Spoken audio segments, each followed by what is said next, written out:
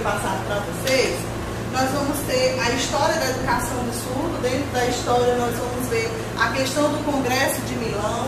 Nós vamos também estudar as identidades, os tipos de identidades surdas, certo? Que são 5 que nós vamos apresentar. Nós vamos estudar ainda a cultura surda, a comunidade, a questão da diferenciação da comunidade povo surdo, que ainda, infelizmente, há ainda umas controvérsias, há opiniões ainda diferenciadas sobre quem faz parte da comunidade surda, quem faz parte do povo surdo, quem é cada um, certo? Nós vamos ver também a questão de alguns marcos teóricos, algumas datas comemorativas, o impacto do Congresso de Milão, o que isso trouxe para a educação do surdo, como é que a educação do surdo, fazendo uma análise do passado até os dias atuais, certo? E nós vamos estar aí conhecendo a fundo essa disciplina.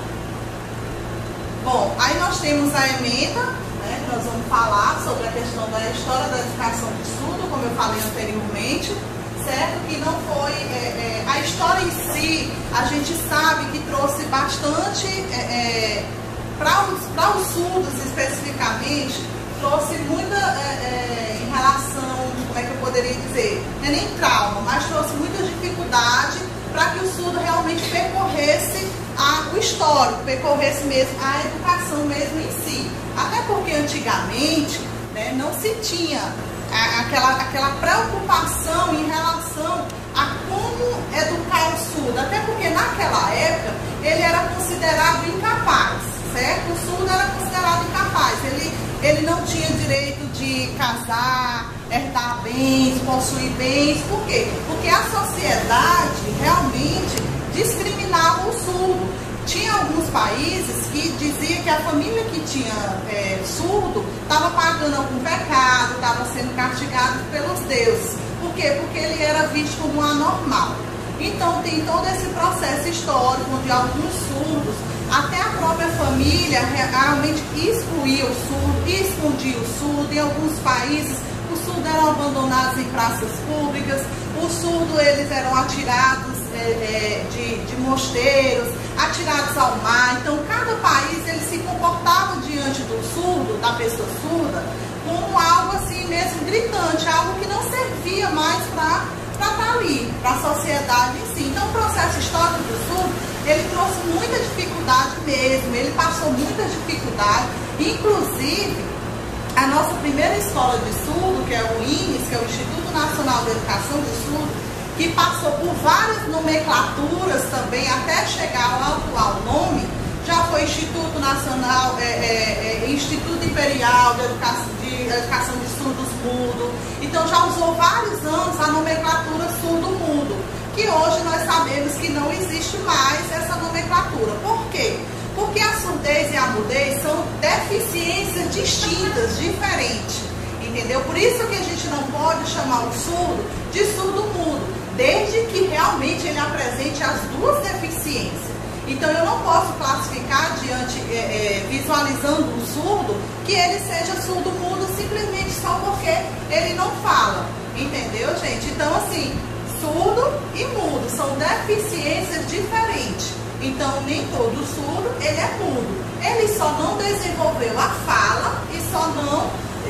o desenvolvimento da fala só não foi possível, por quê? Porque a audição ele não tinha, tá certo, gente? Também nós vamos ver os modelos de educação que alguns livros trazem também como filosofias educacionais. Então a gente pode ver abordagens educacionais, modelos educacionais como filosofias educacionais. A questão também da identidade surda, né, que a gente vai ver os 5 tipos: a identidade surda, identidade flutuante, identidade híbrida, identidade de transição. Então a gente vai conhecer também quais são os tipos de identidade, certo? E a questão mesmo dos locais, das associações, certo? E algumas atividades práticas em sala de aula, porque isso aí, mesmo sendo uma disciplina teórica, você pode estar recuperando alguns sinais que os alunos, né, que vocês já estudaram em disciplinas anteriores de prática, né? Como, por exemplo, História da Educação de Surdo, entendeu? Então você pode trazer novamente esses sinais para poder eles estarem praticando, entendeu? Porque vocês sabem que precisa do contato. Se separar mesmo da prática em si, aí vão esquecer tudo. Entenderam, né? Ok. Então vamos aqui. Nós temos o objetivo, né, que já está disponível para vocês na plataforma. A gente não vai estar comentando especificamente. Nós temos aí um conteúdo programático, né? Eu queria chamar a atenção para vocês, a gente falou um pouquinho, vamos aprofundar mais nos demais slides, sobre a questão mesmo do construto clínico e antropológico, né? São dois construtos que há. O que é esse construto, né? É como ver a visão clínica e como ver a visão antropológica, a visão educacional diante da pessoa com deficiência. Por exemplo, a visão clínica é aquela que vê o surdo como deficiente, como paciente, como doente das orelhas, certo? O surdo tem que se tratar, tem que se corrigir, fazer por bom, porque o surdo realmente aprendesse a falar, que é daquela forma que nós sabemos, por meio da oralização, que já é a primeira abordagem educacional, certo, gente? E aí nós temos a visão antropológica, a visão educacional diante da pessoa surda, que vê a surdez como diferença, né? Então já vê a questão da deficiência, o construto clínico, e diferença, o construto antropológico, a questão das duas visões, certo? E aqui nós temos também no material que está disponível para vocês, nós vamos saber na questão também da prevenção das causas de surdez, porque a gente sabe que a questão a gente pode prevenir, e nós sabemos que também o surdo, ele não nasce só surdo, ele pode adquirir essa deficiência por algum momento, ao longo do momento da sua vida, ou por um acidente, ou por alguma medicação errada, enfim, alguns casos que pode levar a pessoa ouvinte à surdez, certo, gente? E aí vem a questão que a gente também vai discutir, sobre a questão que a maioria dos surdos são filhos de pais ouvintes. Por quê? É hereditário ou não é hereditário? Né? Segundo a visão clínica, a surdez é hereditária. Aí vocês perguntam, mas a maioria não são filhos de pais ouvintes?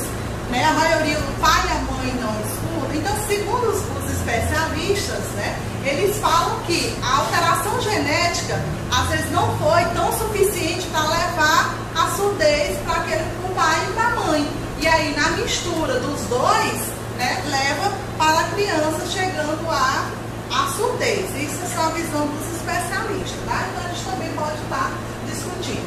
A questão da cultura, comunidade, povo surdo, certo, gente? Tem aquela, como eu falei anteriormente, fazer parte da comunidade surda não é somente surdos, né? Fazer parte da comunidade surda, quem pode fazer parte? Os surdos, os familiares, os profissionais, entendeu? Então a comunidade surda, ela não é composta somente de surdo. E as pessoas têm essa visão em relação à comunidade surda. Ah, faz parte da comunidade surda, é só os surdos. Não. Pode ser professor, pode ser nós, futuramente, vocês que estão, né, aí se qualificando para ser esse profissional. Já o povo surdo, é a questão da característica mesmo do povo surdo, né? Então, essa aqui é a característica do povo surdo, é o surdo, povo surdo e comunidade surda, tá certo? Que a gente também vai ver. Outro detalhe também, a gente vai entender um pouco da diferenciação do DA, né? Muitas vezes a pessoa, DA, o que é DA? Deficiência auditiva. E surdez, que é a questão já daquele grau de decibéis, já acima de 90 decibéis. Que a gente também, no material de vocês, está abordando a questão da leve, moderada, severa e profunda.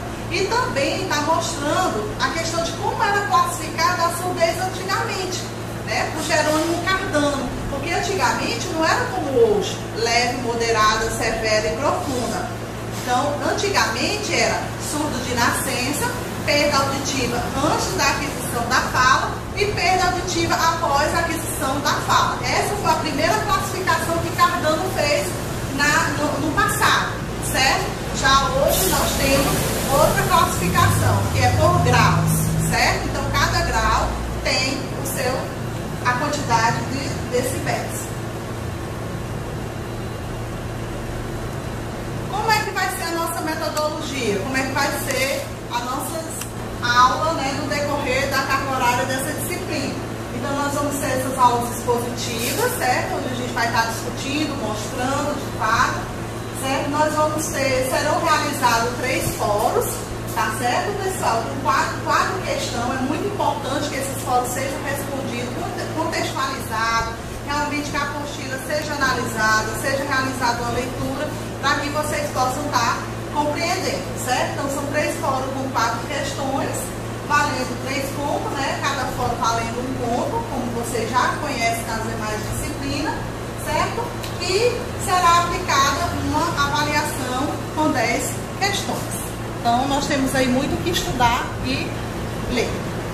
Então, pessoal, como foi falado, né, na antiguidade, olhando para a antiguidade, a questão assim, os surdos realmente eles foram muito massacrados, né, foram muito maltratados, até por conta, né, até vítima de extermínio, vítima disso. Então hoje a gente vê as conquistas do povo surdo. São conquistas ainda lentamente, mas são conquistas baseadas e comparadas ao modelo antigo, certo? Então aqui nós temos o exemplo, né, no Egito, que os surdos eram adorados, mas na China eles eram atirados ao mar. Ou seja, olha aí como era que o surdo era tratado em alguns países, né? Aí, olha aí outro país. Na Esparta ele era jogado do alto dos rocheiros, né? E tem uma demonstração em Atenas. Em Atenas eles eram rejeitados e abandonados em praças públicas ou campo. Então a gente já vê aí o processo realmente histórico do surdo, um processo bem difícil. Na Grécia, os surdos não eram seres competentes, mas defendiam o pensamento, só se desenvolvia com a linguagem. Para eles, só a fala desenvolvia a linguagem. Assim, o surdo não recebia educação, né? E Aristóteles defendeu que os surdos nasciam por não terem linguagem, eram incapazes de raciocinar. Então, era uma visão deles que se o surdo não desenvolvesse a fala, né? Então, a gente olha lá para trás, a gente via que não tinha esse avanço da medicina para fazer com que os surdos desenvolvessem a oralização, certo? E nós sabemos que a Libras é a primeira língua do surdo, era para ser a primeira língua de instrução, certo? E a segunda língua oficial do país que o surdo é inserido. No nosso caso, no Brasil, é o português.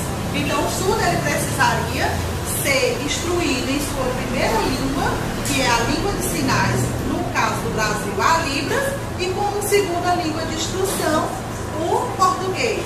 Só que a gente sabe que esse modelo hoje atual acontece inverso, né? Está sendo impondo a questão do português como primeira língua, o que traz dificuldade para o surdo, certo? Não é que o surdo não precisa aprender o português, ele precisa sim. Até porque na Lei 10.436, a gente vê essa observação lá no parágrafo único da lei, certo? Que diz que a língua de sinais, a Libras, por exemplo, que é uma língua brasileira, a Libras, não poderá substituir a modalidade escrita da língua portuguesa.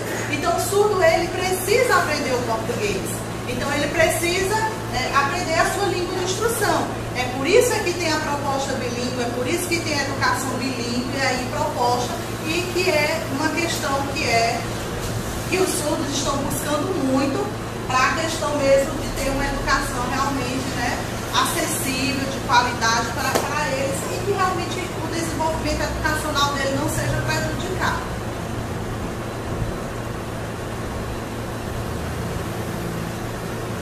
Aí a gente traz alguns pensamentos aí, de relação, né, como é que aconteceu na antiguidade aí de Ágado, que a gente conhece mais como Lepê, em Paris, que conheceu 2 irmãs gêmeas surdas que se comunicavam através de sinais.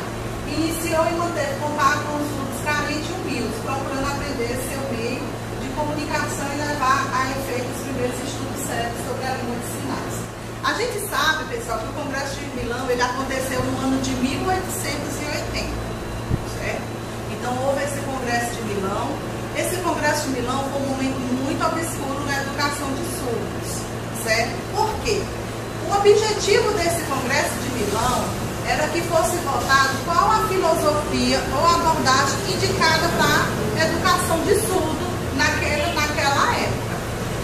O INE, gente, que eu falei anteriormente, que é a primeira escola de surdo no Brasil, na antiguidade, ele era um asilo e ele só atendia pessoas surdos do sexo masculino, né? Ou seja, você já percebe que lá atrás, né, a mulher ainda não tinha o direito educacional, a educação. Então, a escola era um asilo, a escola hoje, na antiguidade, era um asilo masculino, para o surdo masculino, certo? E na época do reinado do Império de Dom Pedro II, né, que convidou o professor Ernest Rouet lá da França para vir ao Brasil, certo? Para que ele, né, educasse essas crianças surdas do sexo masculino. Mas na verdade seria o interesse mesmo de dois surdos, né? Interesse do próprio imperador na época.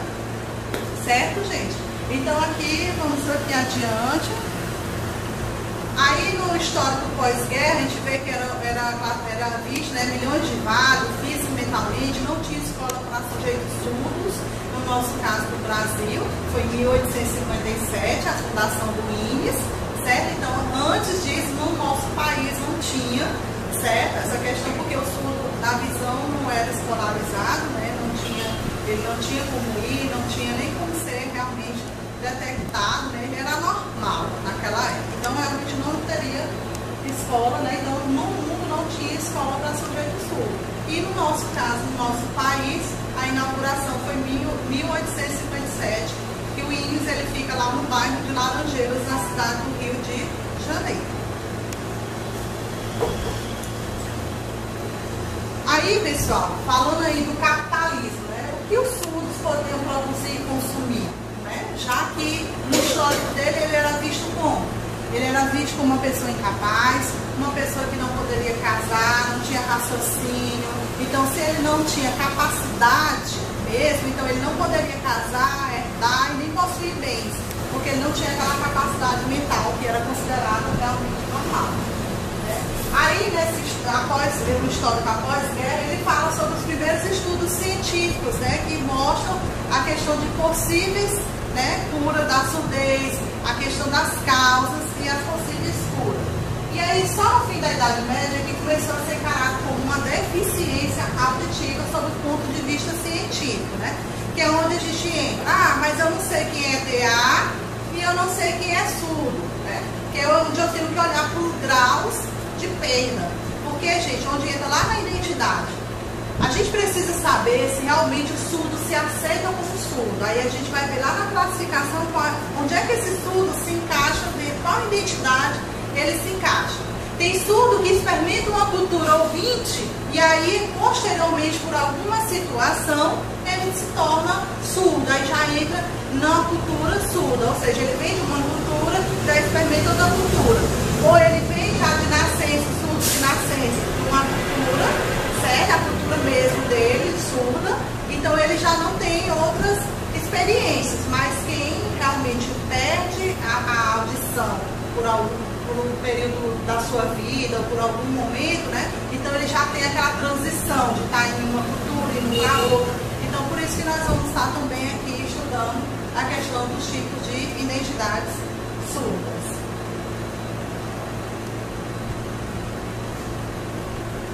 Aí nós temos, né, esse professor Ernest, que nós falamos, né, anteriormente, sobre a questão da intenção, né, que ele foi convidado para cá.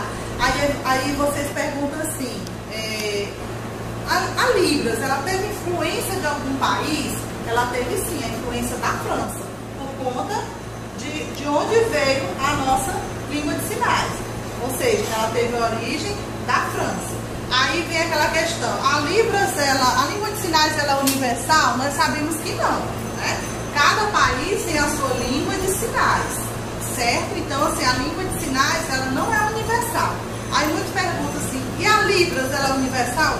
A Libras, a questão da palavra é uma sigla. Libras é uma sigla do Brasil, é uma língua brasileira de sinais. Então, cada país tem a sua língua, assim como o Brasil tem a sua língua de sinais, certo? Só que a gente utiliza essa nomenclatura da Libras. Inclusive, vocês podem ver também alguns textos em alguns livros como LSB, certo? Que é Língua de Sinais Brasileira. Então vocês podem encontrar tanto LSB como Libras, entendeu? Então, porque as pessoas, vocês podem dizer, Libras, está acostumado só com a sigla Libras, e quando vê LSB, vocês podem não associar, mas LSB também é Língua de Sinais Brasileira. E tem a Libras, que é a sigla do Brasil.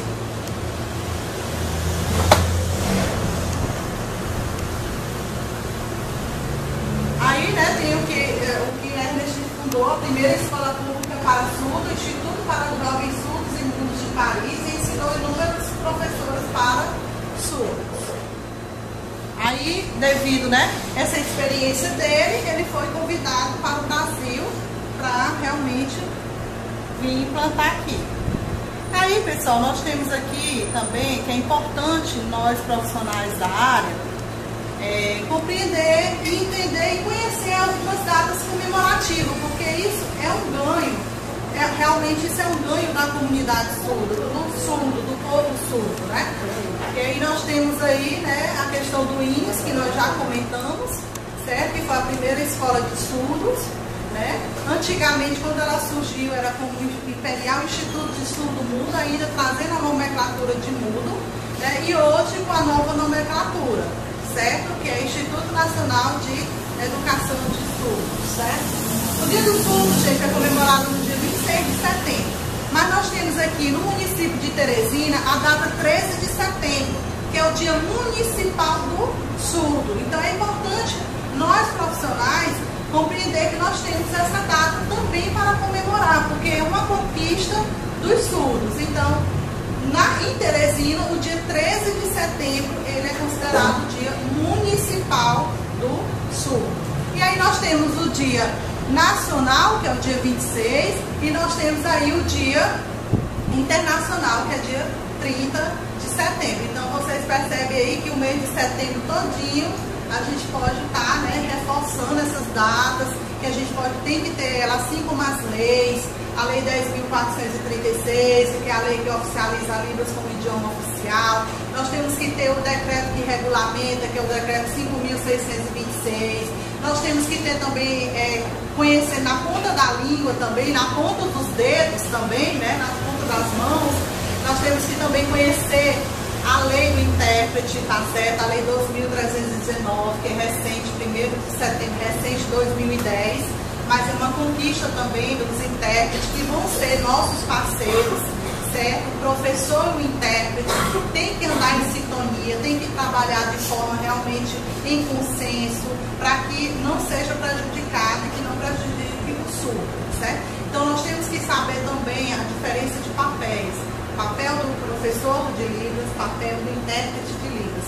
Se ambos estiverem juntos em sala de aula, cada um tem o seu papel também em sala de aula. Que isso também deve estar bem claro na mente de cada um deles, tanto o intérprete como o professor de Libras. Nós temos outra nomenclatura, então é importante que a gente conheça quem pode ser instrutor de Libras, quem pode ser professor de Libras, quem pode ser tradutor, quem pode ser intérprete de Libras, porque são coisas diferentes, entendeu? Então eu preciso ter isso também, quem é o instrutor, nível médio, nível superior, quem é o professor, quem é o tradutor, quem é o intérprete. Muita gente desconhece a questão do tradutor e intérprete.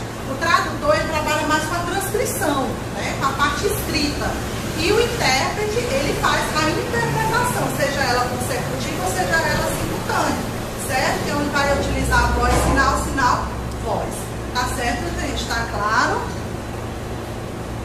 Aí nós temos aí a imagem do INS, que eu acredito que é a vontade de todos nós profissionais da área conhecer essa escola, ver como é que é trabalhado, certo? Ver de fato o que é executado lá, quais são as intervenções. Sendo que, gente, as secretarias de educação de todo o estado recebem materiais do INS, que encaminha para as secretarias, certo? Então tem vídeos explicativos, tem acervos, entendeu? Tem periódico que são enviados. Então todas as escolas, elas devem ter esses materiais, as secretarias recebem. E aqui no caso de Teresina, também o CAIS, ele recebe bastante material do INS. Inclusive, se der tempo, eu posso até mostrar um aqui pra gente. Então, assim, por que 26 de setembro é o Dia Nacional? A gente viu anteriormente que dia 26 de setembro é o Dia Nacional do Surdo, mas tem algum significado. Por que foi escolhida essa data? Por que a inauguração da primeira escola de surdo do Brasil foi justamente nessa data? Aqui ele traz uma explicação, né? No caso, como eu falei, é de origem francesa, porque foi o professor Ernest que trouxe, professor francês, né? Com o apoio do imperador. Esse professor era surdo, né? Vale reforçar. Na época, o Instituto era um asilo, olha, como a gente falou anteriormente, onde só era aceito surdo do sexo masculino. Eles iam de todos os pontos do país e muitos eram abandonados pelas famílias. Então, a gente analisa o processo histórico também. Por que a família fazia isso? Por que acontecia isso? Por conta mesmo cultural, da sociedade mesmo em si, na visão do sujeito surdo. Bom, aqui agora a gente mostra como é realmente, como foi feita a primeira classificação que nós discutimos anteriormente, né? Surdo de nascença, perda auditiva antes da fala e perda auditiva após a fala. Essa classificação foi feita por esse médico, certo? Aí entre meados de 1500 a 1576. Então, aqui era a primeira classificação da surdez, tá certo, gente? Eram 3 classificações.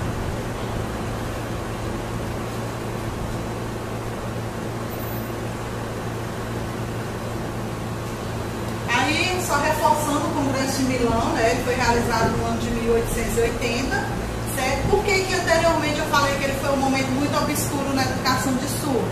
Porque aí foi a questão de uma votação em relação com a filosofia adequada, que eles julgavam adequado para ensinar o surdo, certo? Então aí foi decidido, né? Tinha tanto público surdo como a sua maioria público ouvinte, certo? Só que, infelizmente, os surdos não tiveram direito a votar nesse congresso. Era para escolher a filosofia de ensino para ele, mas eles não tiveram direito a voto. Certo, gente? Então, por isso é que foi um momento muito obscuro. Por quê? Porque aí estava em votação oralismo, comunicação total e o bilinguismo, certo? Então, qual a abordagem? Para a gente explanar um pouco, o oralismo, ele só permitia o uso da fala, a questão oral, a oralização, certo? E hoje a gente vê que a medicina ela avançou bastante, mas na antiguidade era muito complicada essa estimulação oral do sujeito surdo, certo?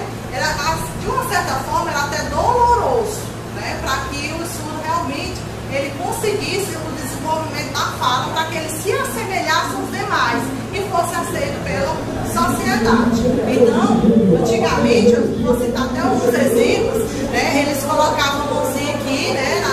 Para sentir a vibração, para sentir o toque de uma música no piano, eles colocavam a mão no piano para sentir aquela vibração.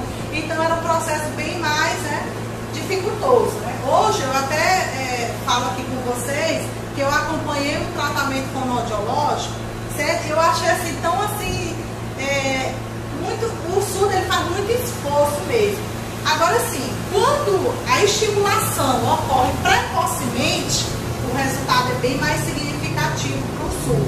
Então, por isso que é importante que a surdez ela seja descoberta o quanto antes. Tem especialistas que falam que a surdez, o ideal é que ela seja percebida antes da alta hospitalar do bebê, né? Ou seja, a questão tanto do teste da orelhinha, certo? Como já tem outros testes.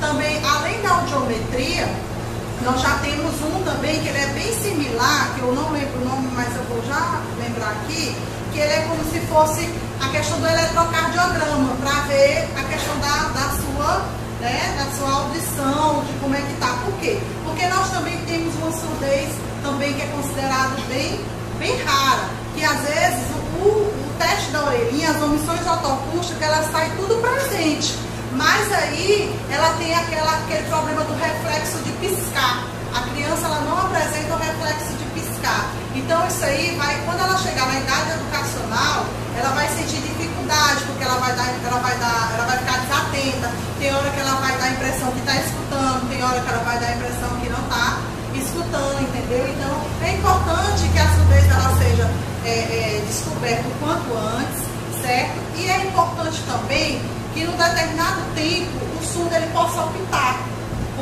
pelo uso da língua de sinais ou só pelo uso da oralização.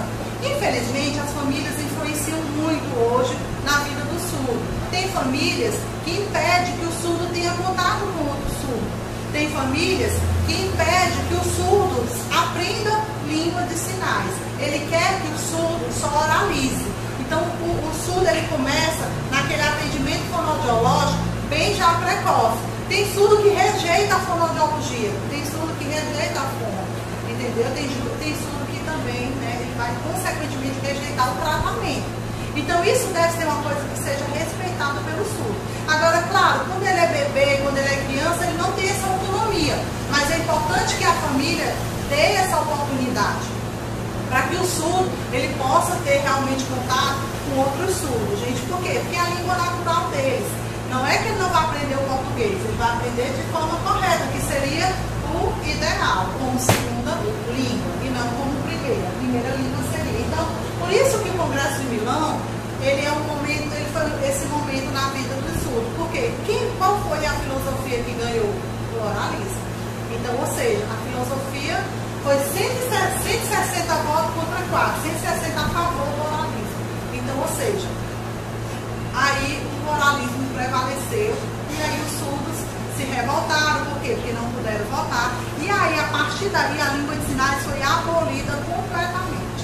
Tem alguns modelos de instituição que era com janelas, que foi fechado todas as janelas para evitar que o surdo se comunicasse usando as mãos com outros surdos lá fora. Tem algumas outras situações que os surdos tinham as mãos amarradas, ou então eles tinham que sentar em cima das mãos. Então, depois desse congresso, muita coisa realmente, né, foi muito frustrante para o surdo, porque a partir daí a língua de sinais foi totalmente proibida, prevalecendo o oralismo. Aí aqui, ó, como a gente falou, né, sobre a questão da votação, de 160 votos contra 4 a favor dos métodos orais, certo, na educação de surdo, e a partir daí a língua de sinais foi oficialmente proibida. E esse cidadão, né, que a gente conhece bem, ele teve, que é Alexandre Graham Bell, ele foi uma das pessoas bem influentes nessa votação. Certo? Para quem não sabe, ele foi o inventor que inventou o telefone, certo? E ele teve uma influência muito grande nesse congresso, certo? Porque ele achava, né, a questão, né, que ele ficou famoso pela invenção do telefone, né? Então ele queria realmente que a utilização mesmo seria para a questão do treinamento mesmo do deficiente auditivo. Vocês percebem que antigamente falava, já estava começando a nomenclatura deficiente. Lá na antiguidade, lá atrás, já era o quê? Era doentes. Tinha uns que chamavam doente das orelhas, incapazes. Então, os pejorativos, as nomenclaturas eram bem inferior a de hoje, né? Aí tem o Alexandre, né? Ele era, a mãe dele era surda, então desde a adolescência, e seu pai era especialista em problemas auditivos e instrutor de deficientes. A família era tradicionalmente conhecida por treinar portadores de deficiência auditiva. Olha aí, né? A gente, aproveitando e falando desse termo portador, né? A gente sabe que ele está lá na legislação, né? Está na legislação, mas vamos deixar ele só lá na legislação, né? Nós vamos estar usando essa nomenclatura. Inclusive, teve várias discussões qual a nomenclatura adequada, né? Teve uma época que dizia pessoas com necessidades educacionais, pessoas surdo-mudo, pessoas surdas, deficientes. Então, chegou um momento que estava tendo uma preocupação, sim, qual é a nomenclatura realmente correta para se utilizar. Hoje a gente utiliza pessoa com deficiência. Então, a gente pode ver a deficiência do sujeito e aí a gente diz pessoas com deficiência auditiva, pessoas com deficiência intelectual, visual, motora e assim por diante.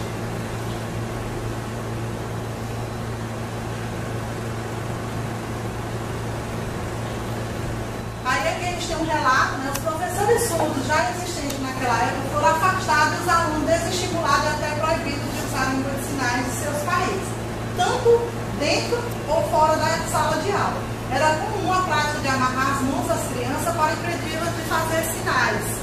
Isso aconteceu também no Brasil, mas apesar da proibição da língua de sinais, os surdos continuaram a usar mesmo escondido. Então, realmente, para a educação de surdo, falar do Congresso de Milão retrata todo esse contexto aí de dificuldades.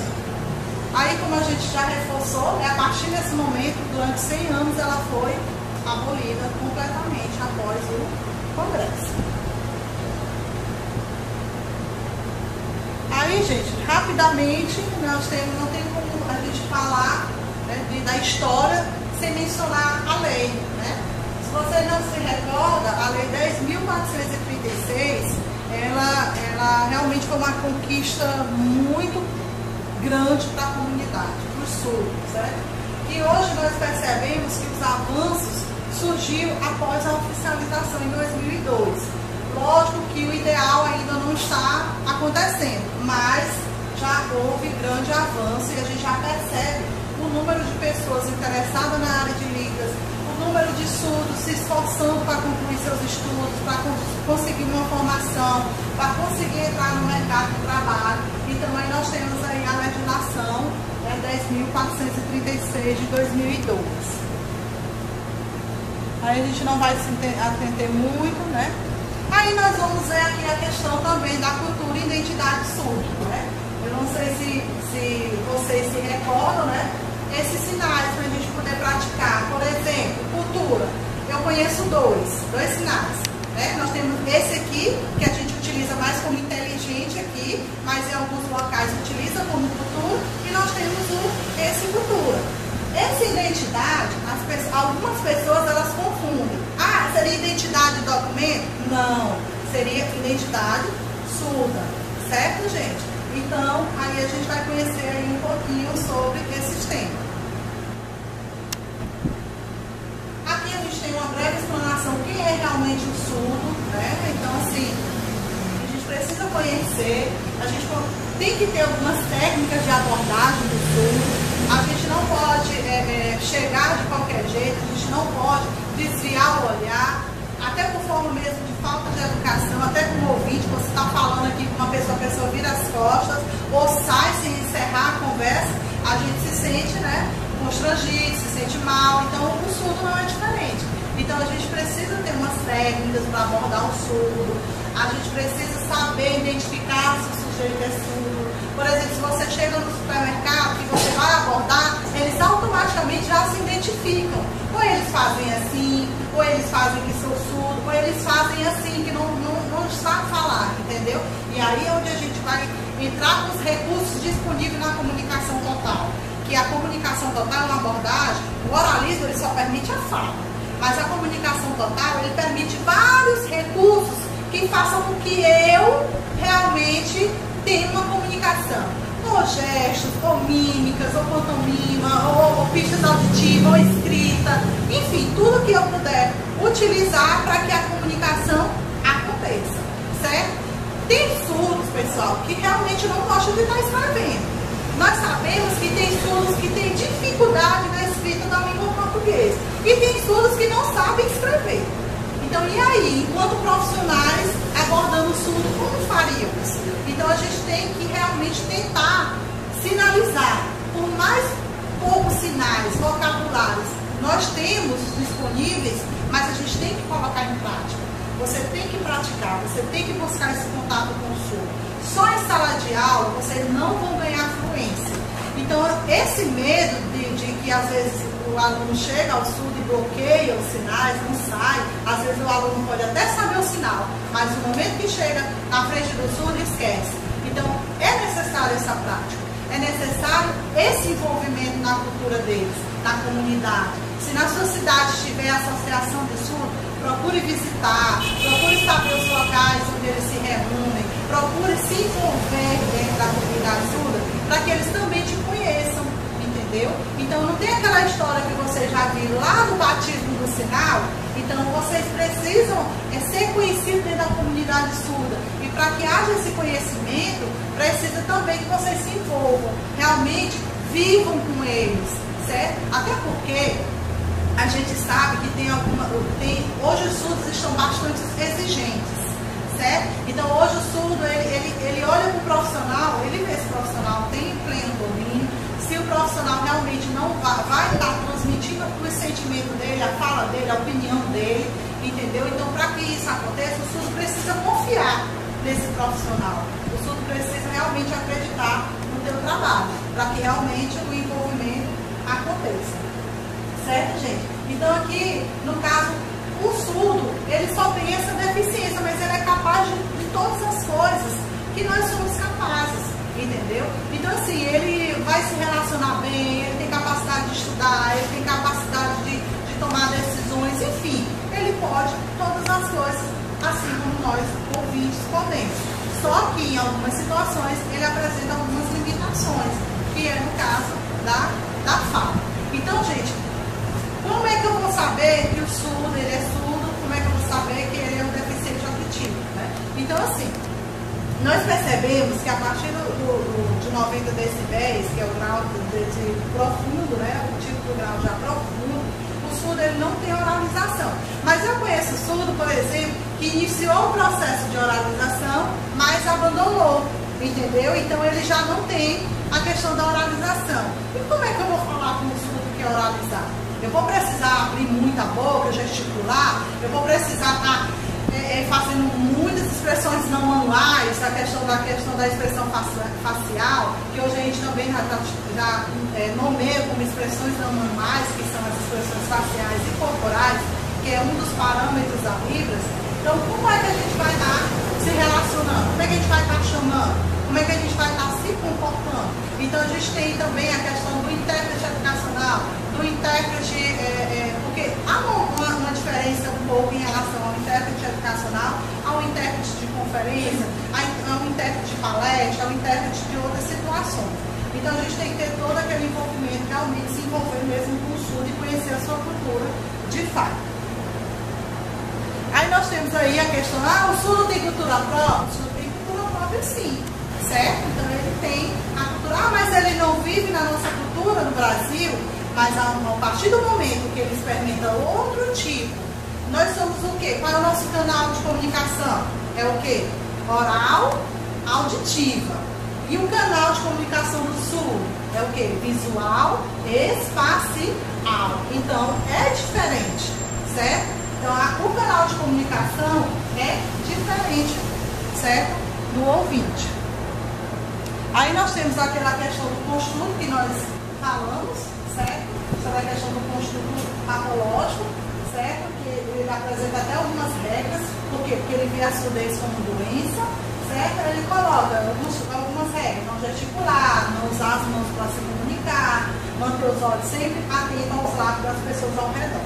Tem até algumas situações que dizem que quando você vai conversar com o surdo oralizado, os homens não podem ter bigode, porque atrapalha a questão da leitura labial, a questão de estar mastigando chiclete no momento que está conversando. Então, tudo isso deve ser evitado. E a gente sabe até na parte da interpretação.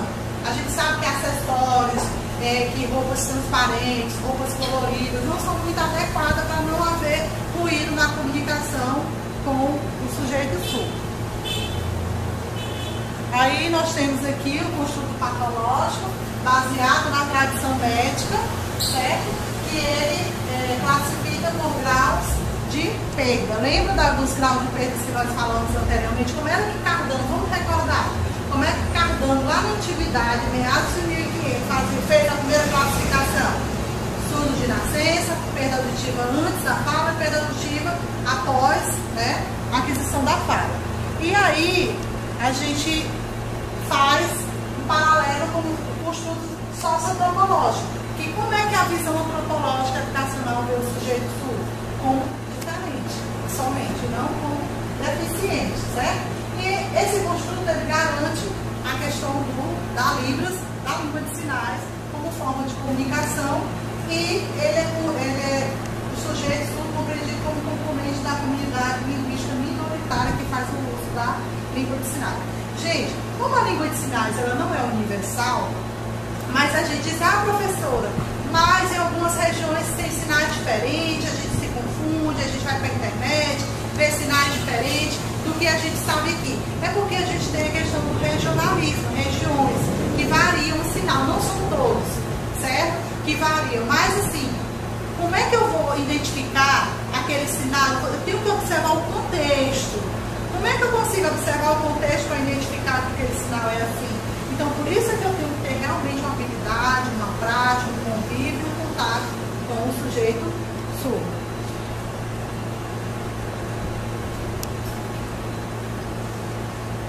Aí, gente, a gente traz alguns exemplos aqui, né, da identidade. Lembra que a gente falou das identidades?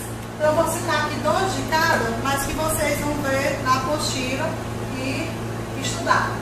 Então, a cultura surda, os surdos são surdos em relação à experiência visual, não se dilui com a vivência com outros meios socioculturais, certo? A escrita do surdo não vai se aproximar da escrita do ouvinte.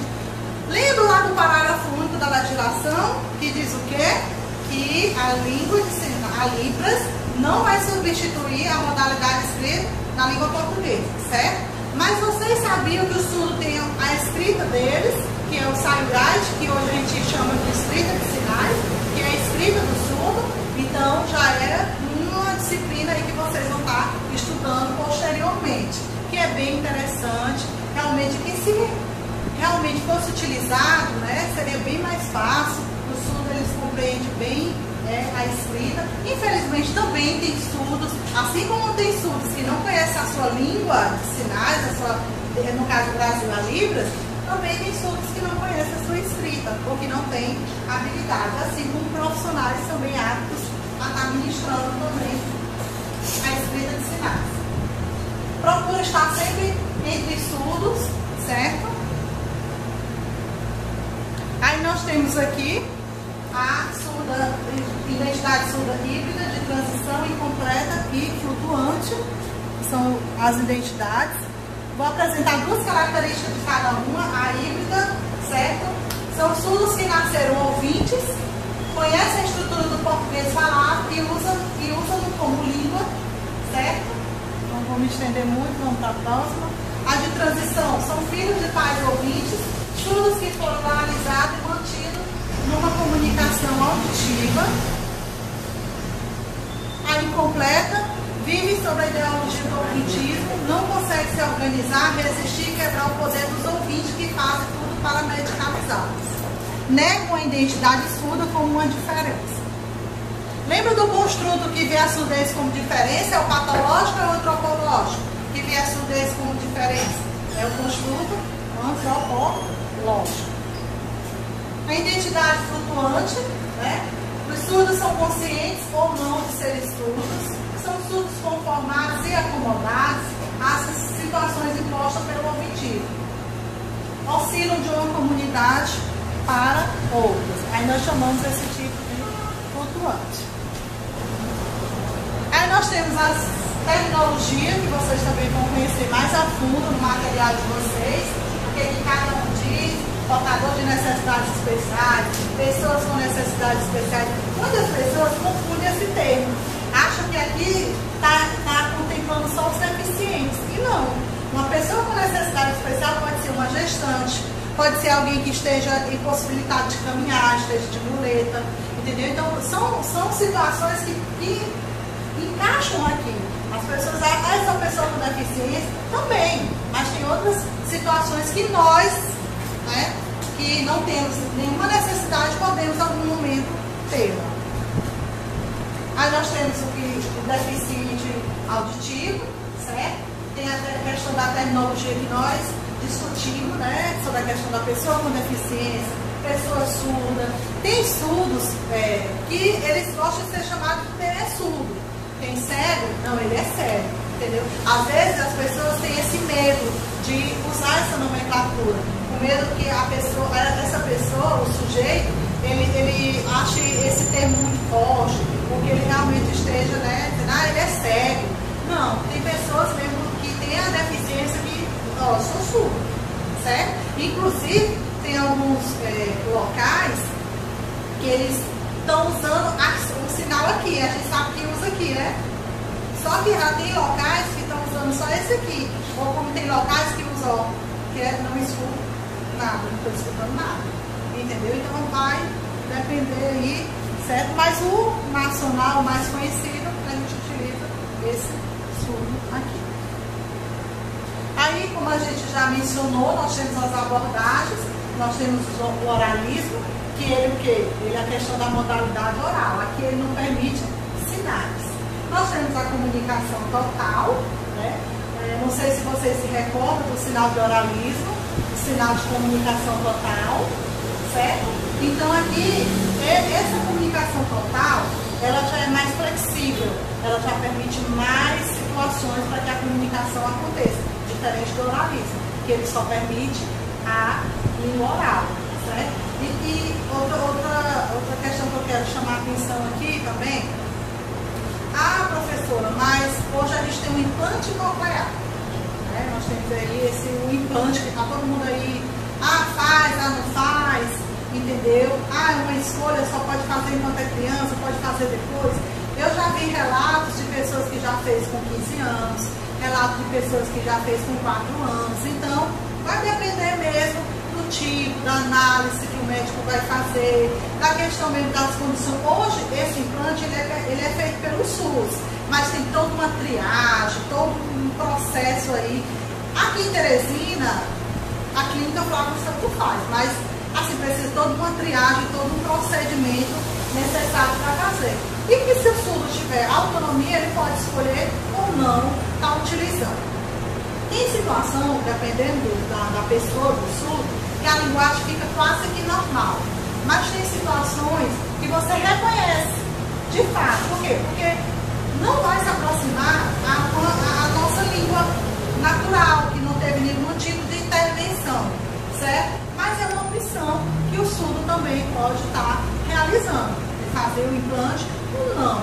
Tem surdos, gente, que não, se vocês observarem, não utilizam o aparelho auditivo. Aí tem as pessoas que dizem, o aparelho faz o surdo escutar. Depende, porque o aparelho, ele é para ruídos, para sons, entendeu? Então tem que ver, de fato, qual é a proporcionalidade que esse aparelho vai dar para o surdo. E o período de adaptação é que é crucial para o surdo.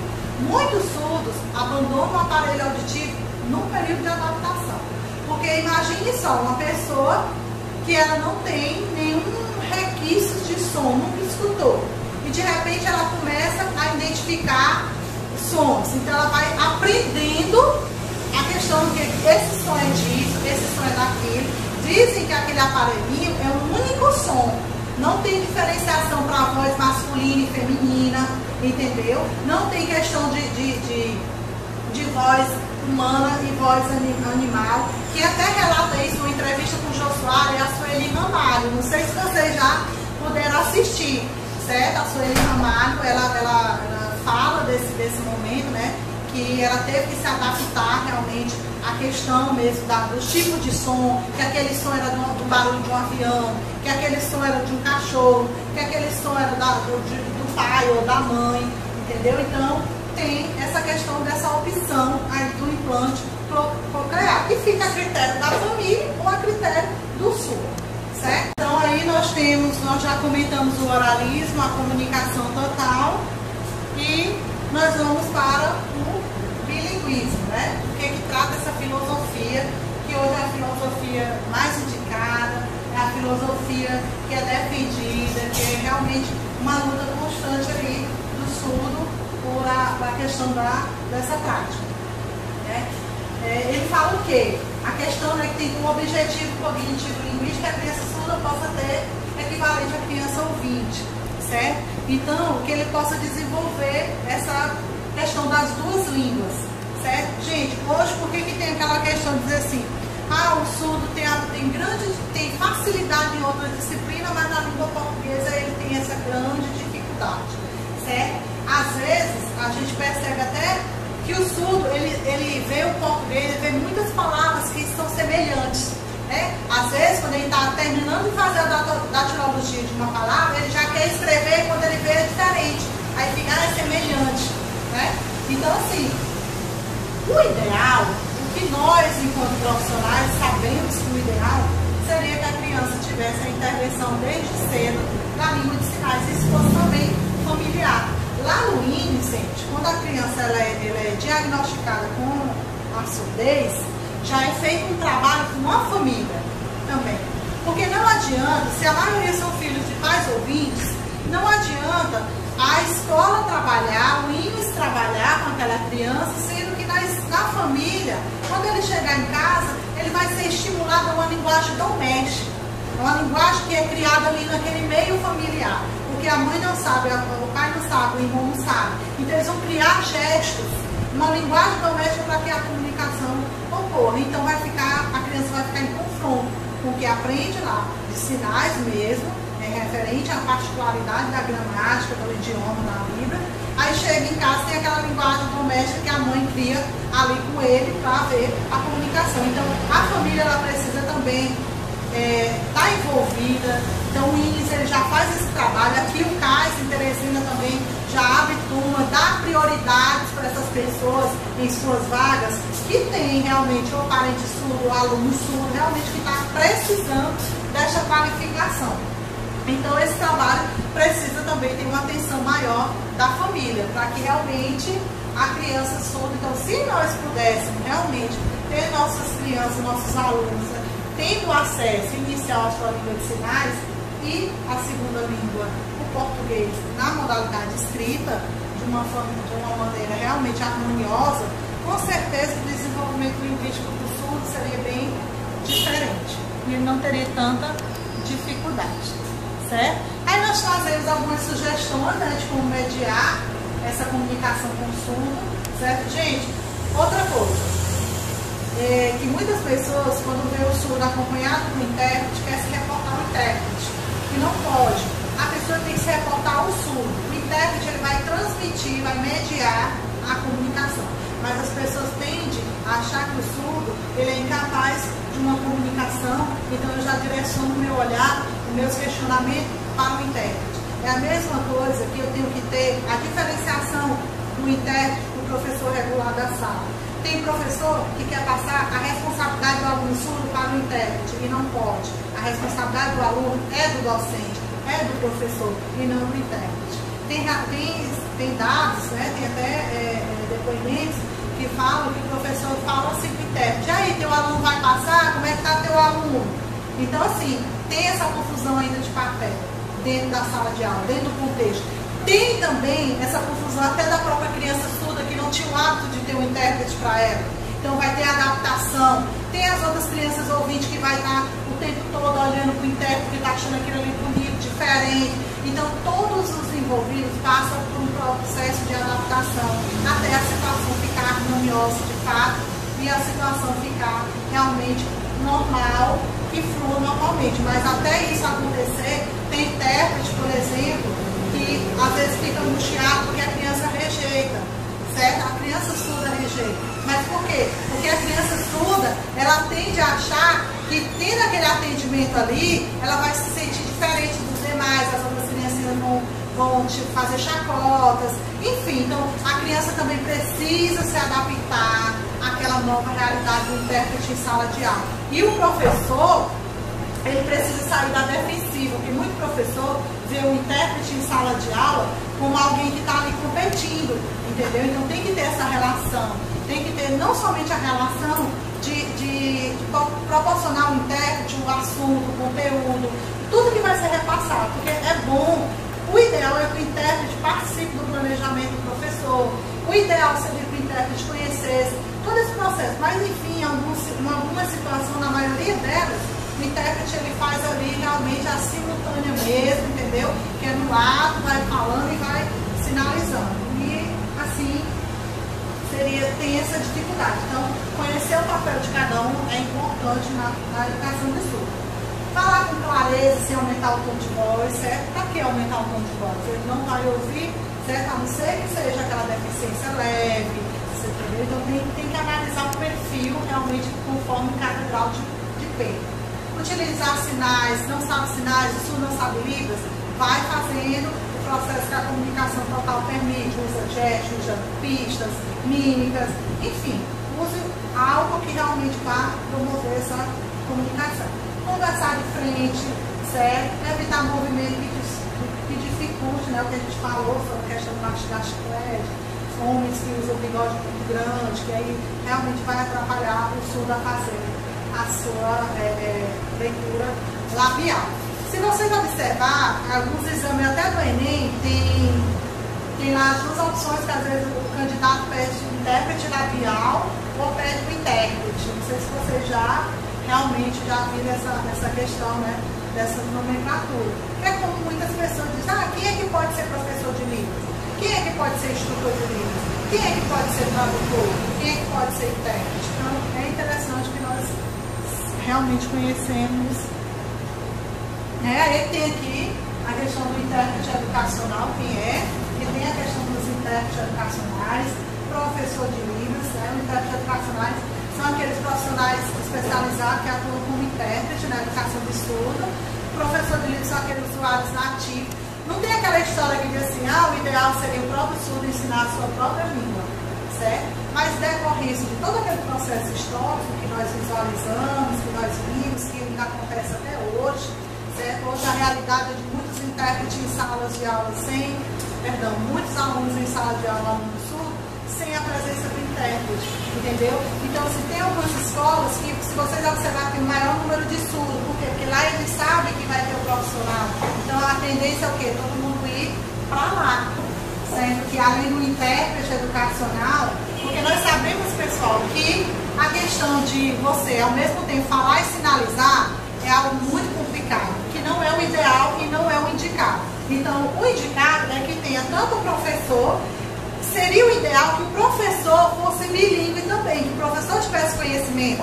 Até porque, para tirar aquele mito de alguns professores que acham que o intérprete dá a resposta para o aluno, que acham que o intérprete facilita, não deixa o aluno buscar, procurar. Então, é interessante que realmente o professor, também titular da sala, ele tenha esse conhecimento do que realmente o intérprete está passando, pelo menos o nível básico, para que haja realmente essa sintonia. Porque tem que haver essa sintonia entre ambos os profissionais. E aí nós temos os instrutores de Libras, nós temos aí instrutor de nível médio, instrutor de nível superior, certo? Que está atuando aí na modalidade de nível médio. Hoje a gente tem a seleção aí do CAIS, que tem tanto intérprete de nível médio como intérprete de nível superior.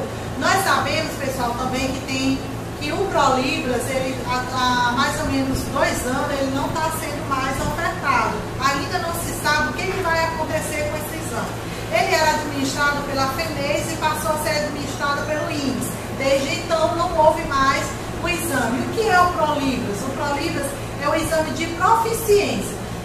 Anteriormente, há uns anos atrás, a gente tinha esse exame de proficiência porque até então não tinha graduação em letras libras, não tinha especialização em letras libras, mas precisava de algo que comprovasse ou certificasse aquele profissional a utilizar o idioma. Então foi criado o ProLibras.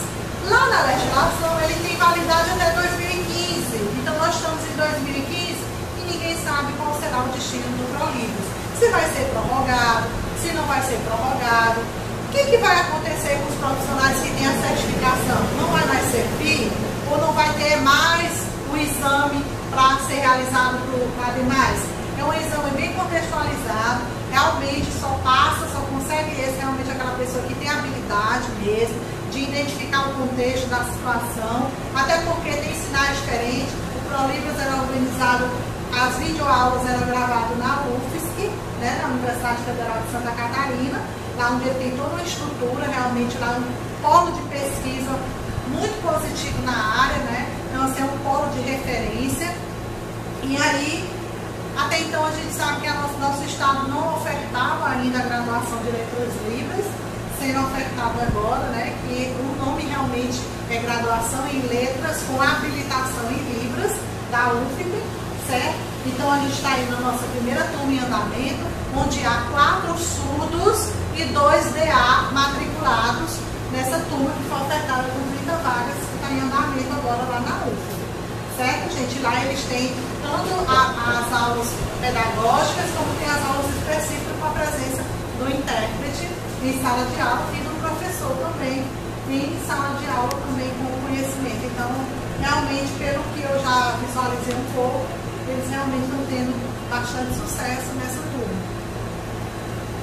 Aí, o profissional, né? Nós sabemos que essa profissão, inclusive, na Lei 12.677, que é a Lei de Planos de Cargos e Salários, o intérprete já está lá incluso. Vou repetir a lei, 12.677. Lá já consta esse profissional, né? Já lá com o valor estipulado lá na Lei de Planos de Cargos e Salários. Se é seguido, a gente não sabe, mas está lá já, né, incluso. E tem, né, desde 2010, que o intérprete, né, foi oficializado a profissão de intérprete pela lei, foi em 1º de setembro de 2010, certo? A lei que oficializa é a 12.319, certo? Então a gente aí, os profissionais estão respaldados, certo? Com a sua legislação aí. E aqui a gente tem alguns aspectos, a gente apresenta alguns aspectos positivos e negativos, né, sobre a questão de ter um intérprete em sala de aula ou não, certo? Alguns aspectos positivos, o surdo aprende de modo mais fácil o conteúdo de cada disciplina, a Libras passa a ser mais divulgada e usada de maneira mais adequada, respeitando as particularidades, a língua é um idioma, tem gramática própria, tem regras próprias, não depende da língua portuguesa, são gramáticas distintas, e ela também tem que ser realmente levada a sério e realmente colocado em prática as suas regras. O surdo se sente mais seguro e tem mais chances de compreender e ser compreendido. Então, ter um intérprete em sala de aula favorece bastante o processo.